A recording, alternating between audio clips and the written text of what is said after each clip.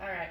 So we're going to do an inferior hip glide. So with that, I'm most comfortable if I have them lift their leg up onto my shoulder and I just tell them to relax there. I find they can get pretty comfortable there. I always use a towel just because we're getting up close and personal, okay? And so what we're going to do is we come down in. First, we have to cinch up the slack of the soft tissue, okay? So my first thing, like I haven't mowed the hip yet. I have just taken up the slack there, okay?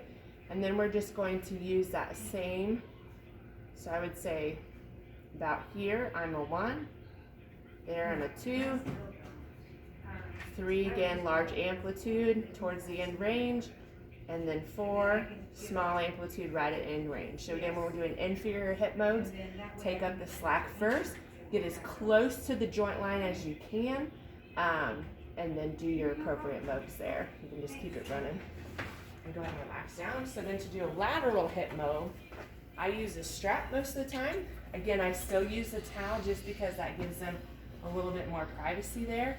We want to get down as close to the joint line again as we can. And if I can interject, especially with a man, what you can ask them is to position the strap in their groin. Yep. So I'm going to have you come back up here. And then I like to, I want to get my strap adjusted first. Okay. So again, first you have to take up the soft tissue. So there I got most of the soft tissue. And then this is a little harder to feel, but you just gotta watch there. That was distracting me.